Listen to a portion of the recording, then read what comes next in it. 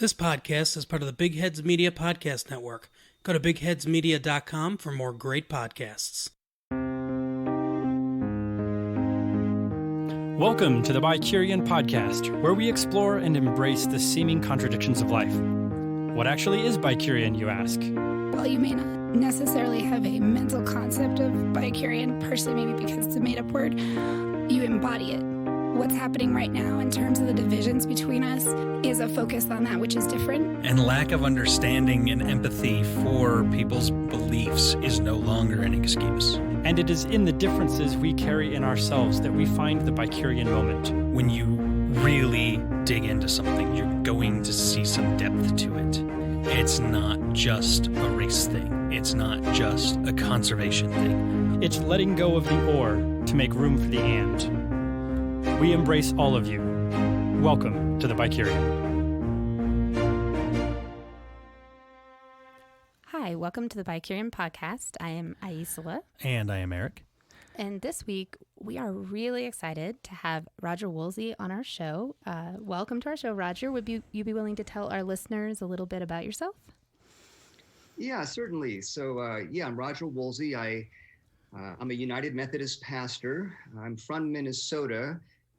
And for the last 17 years or so, I was serving in ministry in Colorado, Littleton for a few years, and then the last 14 years as the director of the Wesley Foundation campus ministry at the University of Colorado in Boulder. I left that position this past July, and I'm currently on a one-year sabbatical, and I'm writing a new book at this time. I could also share that I've been an advocate of progressive Christianity and have written a book and do a lot of blogging and advocacy from that perspective. There's other things I could say, but that's a good little bit about me right there. Well, and there's something about you that I wanted to share that neither of you know that I'm going to share, except I warned you slightly. Well, so you reminded me of this today when you posted on Instagram like a picture of one of our episodes called Masculine Nation. And you were actually the inspiration for that show. When the Me Too movement arose, you posted a question on your Facebook page. You said, "What is positive masculinity?" And I read that question and I said, wow, I don't know. Like, this is really upsetting. And I then started asking a lot of people that question. And Erik has heard me refer to that post multiple times as one of the things that inspired me to start really reflecting on some of those challenges and issues in our culture. And eventually was what inspired us doing that show. And the question that I asked the men that were on it was exactly that. What is positive masculinity? And that's kind of your fault. So thank you. And that's who posted that question that I have been reflecting on and pestering you about for months. Yeah, it did lead to a show. So, thank you. Absolutely. I remember what was behind that, of course, was there was so much media attention around toxic masculinity. And I was wondering if they had become synonymous, toxic masculinity and masculinity. And if that's synonymous, that's a problem. And if it's not synonymous, so that would suggest there is a positive masculinity. And let's have some conversation on what that might look like. Yeah. Absolutely. When we did the show, I admit that I was living in a bit of a bubble where I didn't feel good about being a man. Because whereas I've never had any accusations from the Me Too movement, there was this sort of overwhelming negativity towards men, especially white men, cisgendered white men. So, yeah, I think that was a really important conversation that you started there. Yeah. Well, and for me, it was a really intensely powerful, and I will admit, like, frustrating and irritating moment. So you did a great job to realize I had no idea that I had gotten a little bit too caught up in the negativity and kind of like what you were saying, that reflex of like masculinity to a certain extent is synonymous with toxic masculinity. And I thought, well, that's a real problem.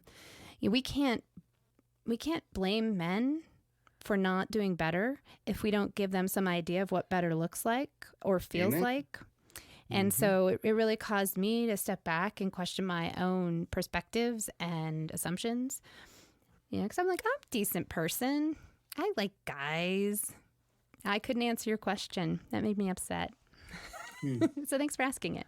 So that kind of leads me to our first actual question for you. I had recently read your article, Tough Guys Need Friends. Maybe you can kind of explain where that came from to our listeners to give them an idea. And then I kind of wanted to get some more thoughts from you on it. Well, and I know this would probably be hard, but possibly sum it up just a little. I hope they'll read it after the show if they haven't before. We'll post the link. But Yeah. So that's the blog I wrote that apparently got me banned from Facebook. I use some provocative language, and in parentheses I use some words that are out there, like libtard and fascist and white trash and redneck. And even though I was using them to point out what we tend to say about each other, not saying that I'm using those words, I think the Facebook algorithms must have seen enough of them and deduced that I was engaging in hate speech. And then all of a sudden, for like 5 months now, I've been blocked from Facebook. And it's bizarre to me because I was actually trying to call for greater love.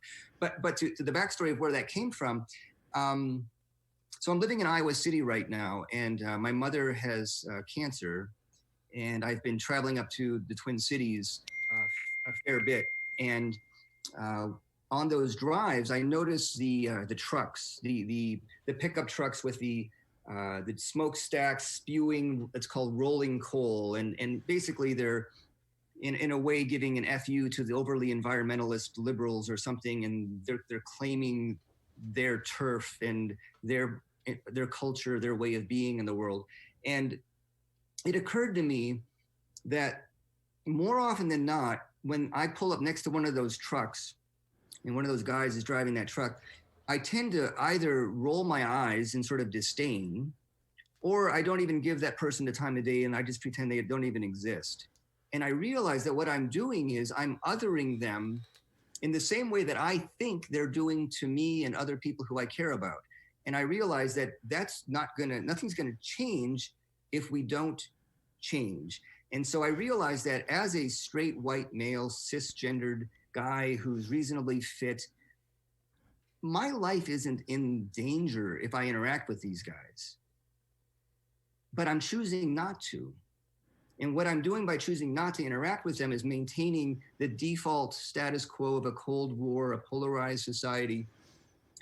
And people don't change unless there's actual relationship. And so I just felt in my bones, my goodness, I'm in a way complicit in all of the problems that we're seeing, even to the point of someone maybe being gay bashed or whatever it might be, because I'm not choosing to change the status quo. I'm not daring to include in my circle of friends people who are very different than me. And if I don't allow that connection to happen, I'm basically condoning it. So I'm not saying people who are oppressed minority groups need to be trying to befriend these guys. But those of us whose lives aren't at risk and who can hold our own in various ways, it's really up to us to extend the olive branch and to get to know some of these guys. So I was kind of indicating that I didn't tell anybody else what to do, but I said, what I'm going to do is I'm going to make a point to get to know some of these guys and learn about them and get to know about their families and the names of their dogs and talk about sports and do the stuff that sometimes happens. And then as I sort of build trust and rapport, they're going to learn about me and how I tick. I'll learn about them and how they tick. And relationship has its own magic, particularly if there's no agenda for anyone to change. That's when actually change can happen.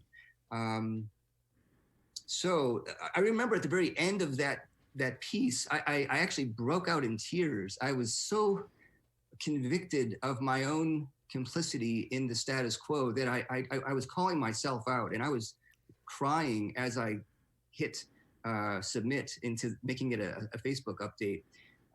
I got in trouble with Facebook and I turned it into a blog. So the blog is what you see. And since then, I've written a softer piece that's less strident and sort of machismo and more. It's called "Can We Cancel Culture?"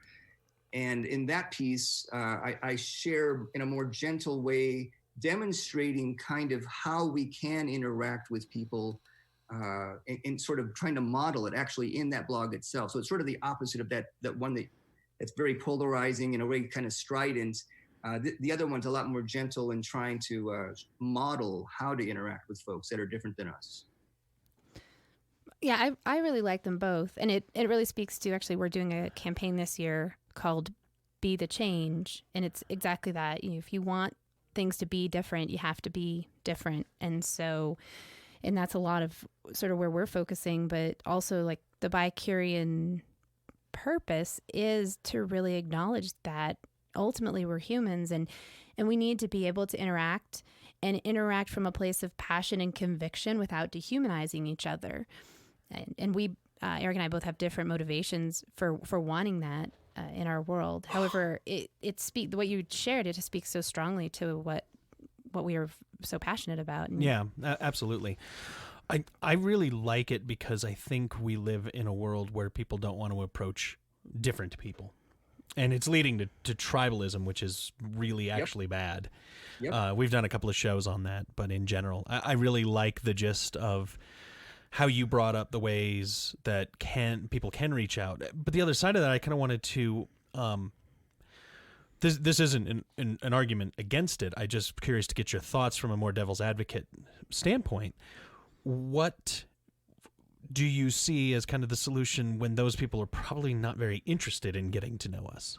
Because that's where I feel like I am fine extending the olive branch, but I can just tell you from experience, it's a 50-50 shot at best.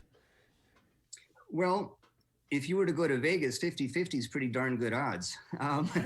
You're not wrong, but I know a lot of people that don't feel that that's great odds. Well, what I know is, how did Wayne Gretzky put it? You miss 100% of the shots you don't take. And I'd rather err on the side of generosity of my presence and my friendship than be stingy and withholding and having a cocooned echo chamber of just people who think like me. I'd rather err on the side of the possibility of change and transformation. And I'm open to my own change in the midst of that. And from experience, there was a fellow, I forget if I talked about it in one of the blogs, I think I might have. He was a member of the church I was at when I was a pastor in Littleton, right near Columbine. And I had no idea the impact that I had in that man's life. But he was this beer drinking, working on his truck in the garage guy with the pinup girls on the wall and listening to Rush Limbaugh. This is a few years back, and I guess now it would be somebody different on the radio, but very machismo, stereotypical guy way of being. And he lived down the street from me, and I would occasionally visit him and just interact and be myself without really any agenda. I noticed that he was different. He probably noticed that I was different. And eventually I left that position and became the campus minister up in Boulder at the Wesley Foundation. And about a year after I was at Wesley, he drove up to Boulder one day to visit with me. And he told me that in some significant part, my presence in his life led him to change his ways. He totally stopped, as best he could, I guess, of being a misogynist, of being homophobic, of being so xenophobic around people from Mexico working in our country. And he even told me he joined a large mega church outside of Boulder. I'm not going to name its name. For the reason of helping that church from within become more gay, lesbian, transgender friendly. Holy freaking moly. I mean, I couldn't believe what I was hearing. And it's one of those Now you could say that's an outlier. It's a total aberration. Okay, fine, but it did in fact happen. Well, and I think there's an inspiration behind that it can happen. You know, like you said, you miss 100% of the shots you never take. Yeah. Yeah. Well, I have a question, but it's going to take us away from this specific focus. I'm not even sure we had a specific focus. Okay. Well, then I'll add. So one of the things that you wrote was you were talking about the description of Christianity on religioustolerance.org, which I'm going to date myself and say that when I was a very conservative Christian back in the day, I found that site and it had just been launched. So now you know more about me. It's also the first nonprofit I ever donated to because I loved what they were doing. And you were talking about how they describe Christianity, liberal Christians, as being like a non-vocal minority, and that you took issue with that. And I kind of wanted to talk a little bit about that, in that my personal experience of at least what gets amplified is rarely the liberal Christian message. And, you know, when we were talking about this show, one of the things that came up in our conversation was the liberal Christian is not often treated or talked about as if they are Christian by the conservative community. My experience anyway has been that there's a challenge to that, and that the liberal community also in some ways doesn't view liberal Christians as, you know, real Christians. And then the messages that get amplified are these more fundamentalist, or I don't know, I think it's probably the best way to reference them, the more fundamentalist views or the more dramatic views. And so I just wanted to kind of put that all out there in a mess for you to untangle and respond to. Oh boy. Okay. No pressure. Various threads as I. Yes, I apologize. They're all linked in my head. All right. So a little backstory. Until about 1980, a more moderate liberal perspective of Christianity was effectively the default and norm in this country. That changed in the early 80s. The Southern Baptist Convention was hijacked by the fundamentalists, and the moral majority movement took place, which basically sought to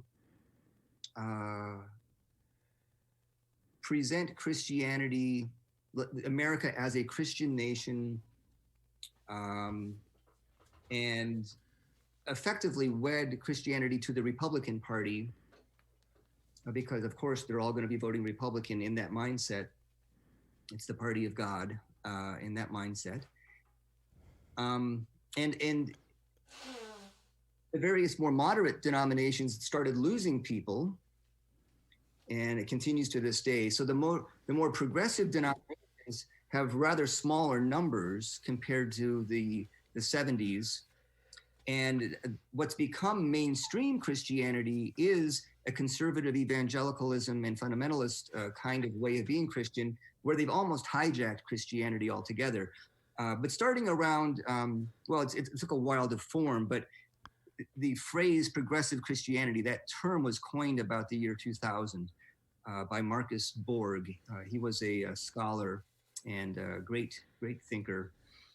And John Shelby Spong and quite a few others began to be more vocal in lifting up a resurgence of a more progressive way of being Christian as authentic and faithful and viable. And there was a lot of sort of shouting in the wind, because as far as the media was concerned, it's really these Jerry Falwells and televangelists, the more big name, big money megachurch kind of people that get the airplay because of the money and the prominence. And the more quiet, behind the scenes, down to earth, everyday kind of pastors and churches sort of got forgotten. Now there's lots of them. There are 32,000 United Methodist congregations in the United States alone. And they are gradually closing their doors, as are most churches. But it's sort of like a Walmart phenomenon. Walmart comes to town and the smaller mom and pop shops close their doors because they can't compete with the big one. And that's a nutshell piece of what's going on. But there really are a whole lot of people identifying as progressive Christians. There's a Facebook page called The Christian Left, which has around 400,000 followers. The fan page for my book, Kissing Fish, has, I forget, maybe 307,000 followers. And there's the God article, and there's other Facebook pages that would indicate there's a whole lot of people resonating with that approach. And it is smaller denominations, the United Church of Christ, the ELCA Lutherans, the PCUSA Presbyterians, many United Methodists, certain pockets of Catholicism. And somehow it's been forgotten about that these exist. But when you read the news, there are certain people like Jim Wallace. He was the founder of the Sojourners community. He's sort of an evangelical liberal, not necessarily progressive Christian, but within the evangelical world, he's definitely a liberal. And he's lifting up an economic justice. And so is Reverend William Barber. He's an African-American pastor down in North Carolina, doing the Moral Monday movement, trying to revitalize the poor people's movement that Dr. King created, and picking up that torch and moving with it.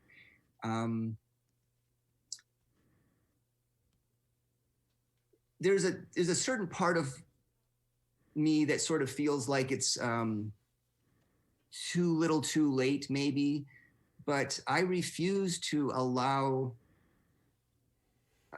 a rather distorted funhouse mirror version of Christianity to claim to have a monopoly on the faith. So I still will say I'm a Christian. I'll qualify it and say I'm a progressive Christian, or maybe I'm a Christian mystic, or I'll use some words that show that my perspective is a bit different.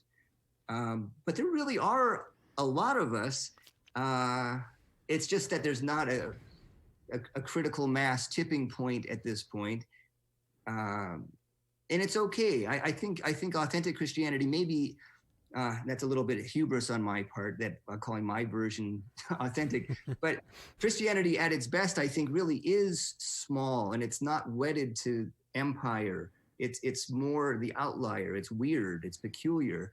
And I think it's more at its healthiest when it is a bit odd and peculiar and not so mainstream. So if that means there's fewer of us, okay, I'm okay with that. Well, and I love that. And actually your number is kind of surprising, because it does usually feel like I'm not Christian, and I'm familiar with a lot of things, but it does feel a little bit like Christian means you come with a red hat and you probably match certain stereotypes. And I know that that's not true, but I feel like it's the feel-good story on the news about the black woman pastor who welcomed gay people into her congregation today. And then that's what you hear about it. So, I think in some ways it's more of an education issue. And this idea that obviously there's different denominations, but there can be even different ways of being a Christian within this blanket term of faith. Yeah. Absolutely. If you think about it, most people groups or professions or disciplines aren't monolithic. There's a lot of variety. So if I say trumpet player, well, you might have most experience with classical music. You might have most experience with ska. You might have most experience with Dixie or different kinds of jazz. But there's a lot of ways to be a trumpet player. Similarly, there's a lot of ways to there's a lot of different kind of cars to drive. They aren't all race cars. They aren't all Jeeps. There's a whole lot of range, and really the same is true with the various religions. Buddhism is massively diverse. Hinduism, massively diverse. Judaism is more diverse than people know. Catholicism, there's different, the Jesuits, the Franciscans, there's Benedictines, there's different ways of being Catholic. And so there's a sort of laziness, especially with the media. They like things quick and simple and as simple as possible, which really dumbs everything down. And that's a disservice. But we live in a complicated world, and we need to have more nuance. We need to know about the genres of music It's not all pop. It's not all rap. It's not all heavy metal. I like that analogy. I'm a musician as well. The studio that you can see in our little video part of this podcast is my music studio that I have more than enough equipment to record a podcast with. But you're absolutely right. And it's funny, as a musician myself, people will find out I'm a musician. They ask one question: what instrument do you play?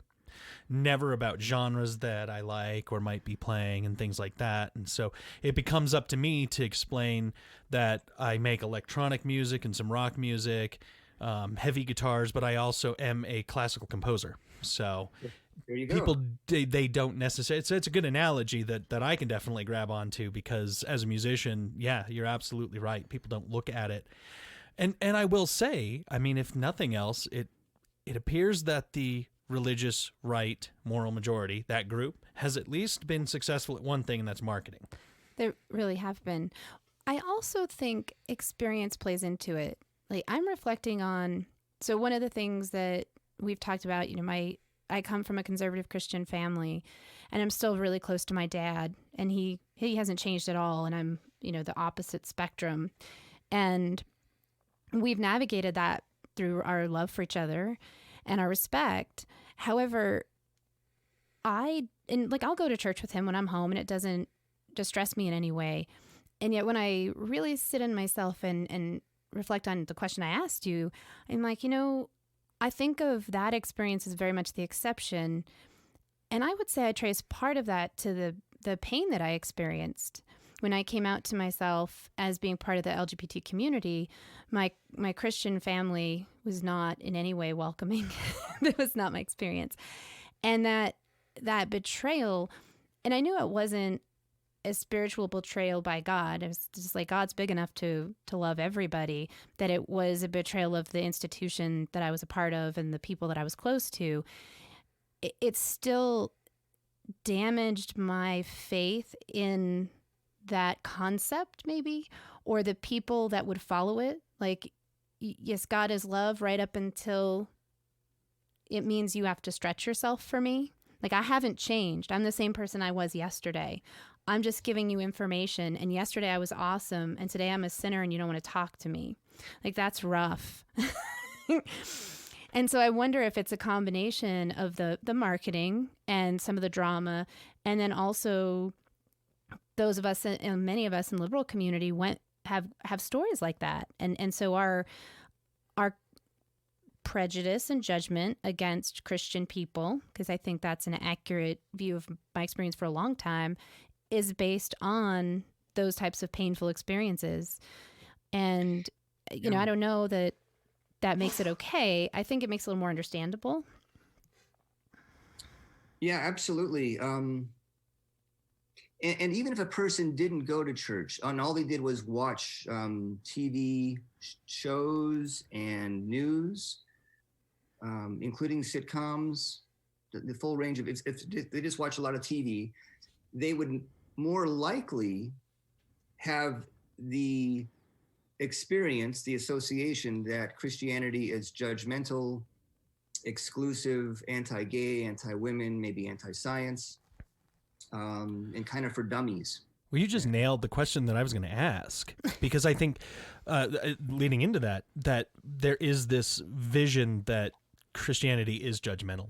So I think it's hard for a lot of people that don't identify as Christian, or even that do identify as Christian but aren't within a certain realm, that they feel like they're going to be judged to even talk about it. So you may have been wanting to touch on that, but it was exactly what I was going to bring up next.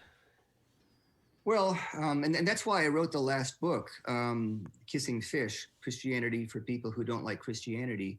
There was a study by the Barna Institute. It's sort of like the evangelical Gallup poll. They do pretty good studies, actually. And they did a study a few years back that the top reasons people, they did an interview, lots of people, young people ages 18 to 25. And the top associations when they heard the word Christian or Christianity was anti-gay, anti-women, exclusive, judgmental. What am I missing? Well, that's enough. It's a good list. And we or a get the bad one. gist. If those are the associations people have, well, I wouldn't want to be a Christian either if I didn't know there was some other way. But I happen to know that there's other ways of being Christian, and there's an awareness gap, which, I'm not the only one writing about it, but as a Gen Xer, I was offering a Gen X expression of what others had been writing about for years, to help introduce it to others and help people see a broader, wider lay of the land.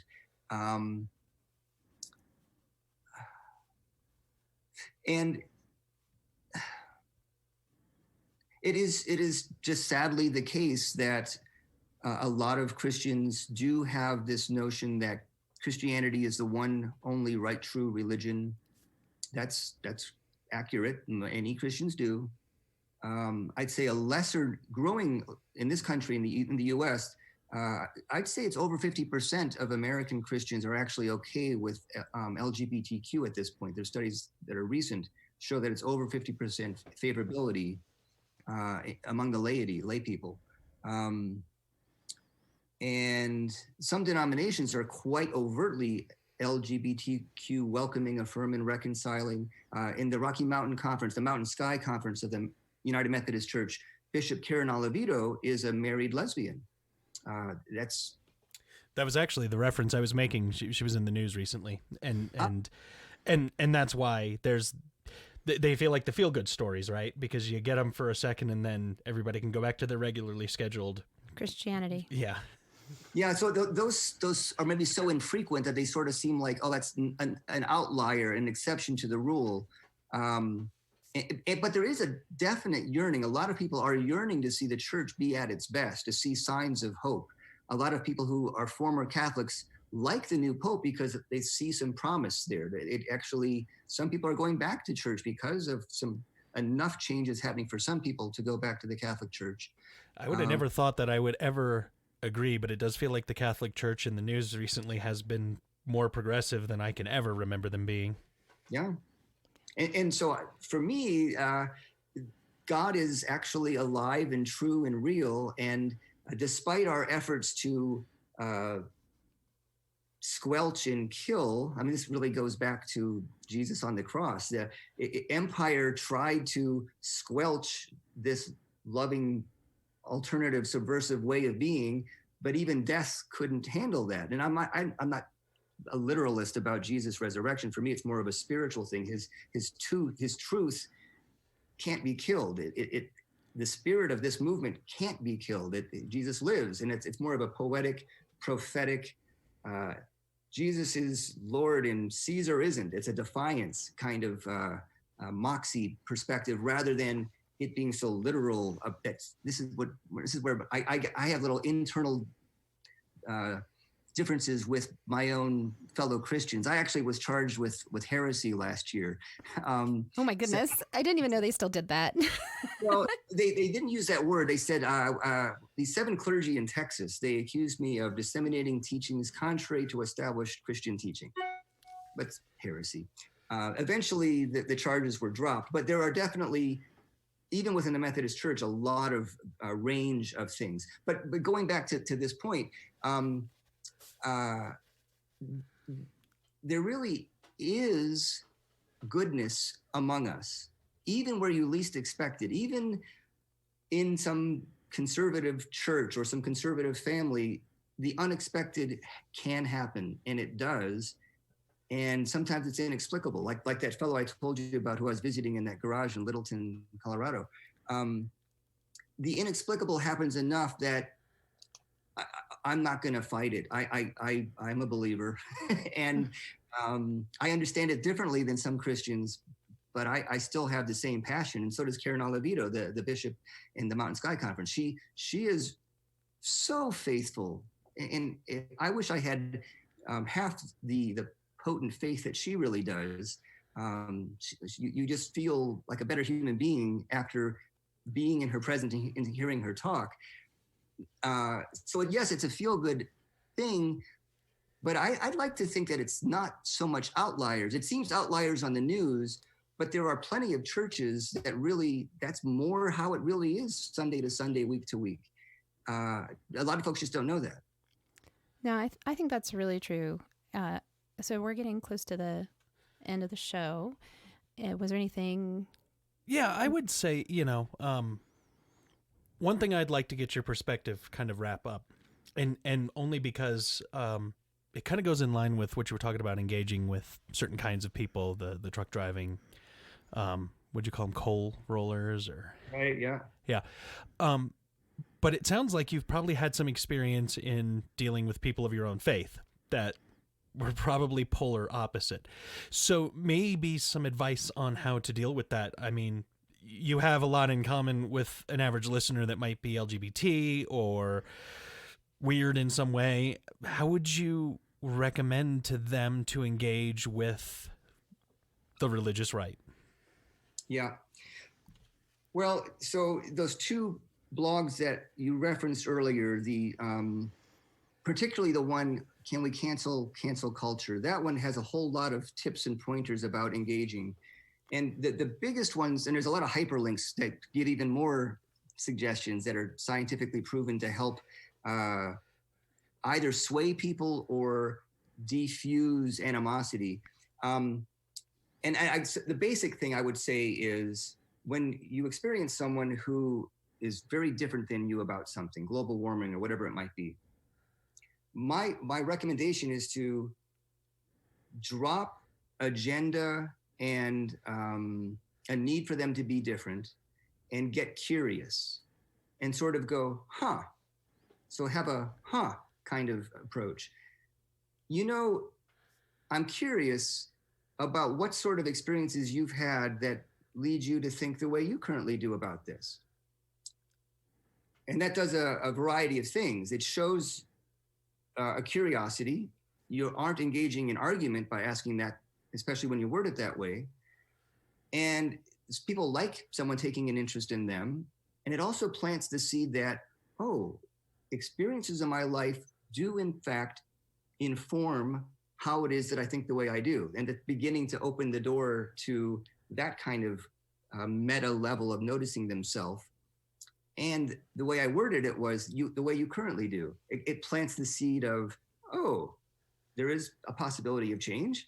And then I listen to them and I track what they're saying. And I look for places where I can find agreement. Like, maybe it's around gun control. Yeah, I'm concerned about my family too. And I worry about their safety. And I get that. And so I resonate with what I can to help them feel heard and that there is some common ground. And then see if they might be open to hearing how it is that what experiences I've had that lead me to think the way I currently do. And so it's sort of a curiosity sharing, show and tell kind of approach rather than an argument. People really don't change with facts coming at them that are different than what they think. In fact, they often double down on where they're already at. So the curiosity, wondering approach really is the way to go. Yeah, I've definitely found that to be true. Yeah, and I think that's great advice and something we've echoed in various different forms, but it's a great way to look at it. So thank you so much for being here, and we're really excited. Yeah, we would love to have you back. Yeah. I think it's always interesting to get perspectives, even faith-based, though we tend to agree probably on most subjects, but just, the different perspectives are always fun to have on the show. Yeah. Absolutely. I'm honored. Thank you so much for having me. Yep. Thank you.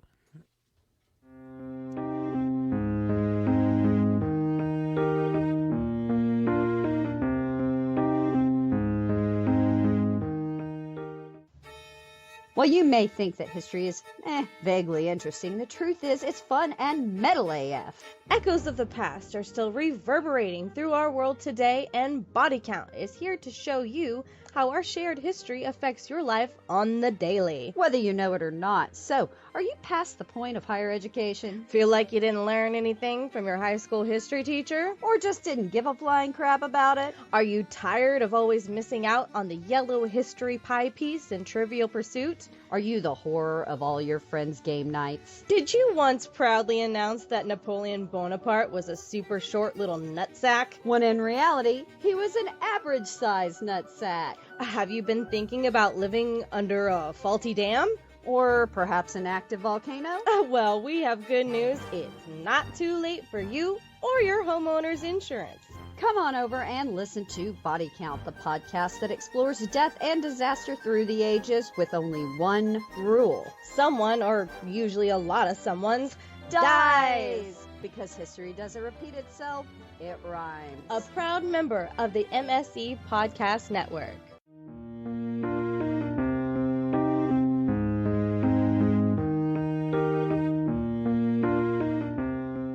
Welcome to the BiCurean moment.